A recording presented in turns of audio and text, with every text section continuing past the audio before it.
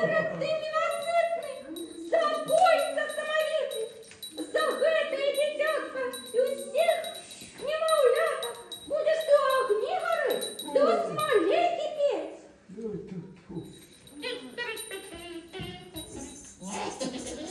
Ой, уж меня. Ты, Ирод, моих не сважай, а уладу лепш дбай. Памятай, лепш быть караване. Моя правда. А ну, пошли прочь отсюда. Поспешайте, сами себе сутешайте. Фу.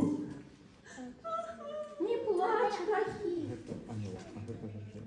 не плачь. Твое дитятко не одно. Я на Укосском саде кветочки збираю. Ты за нього не гуляй. Ой, что? Что там? О, что я чую? Ну, не гуляя и не збирая, бо мой вояка справу зная. Вояка, вояка, ну ходи до меня.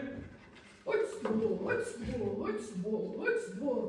По твоему загаду скорее, ща! За добрую службу, за щирую дружбу.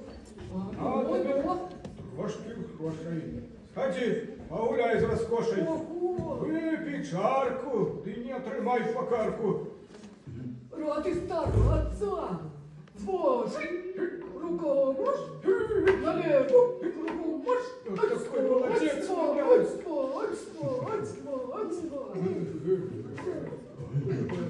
Нормальный вы вояка, да? Ничего такой. А!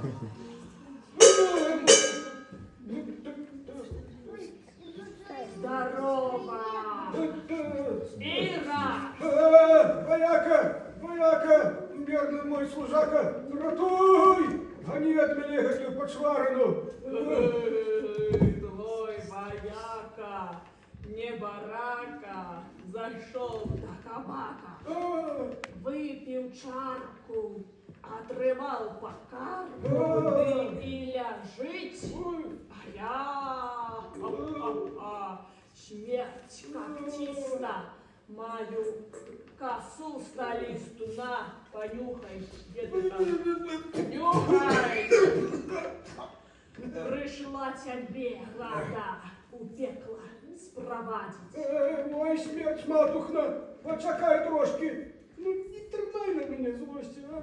Дам я тебе пурпуру на твоїй кості. Ира!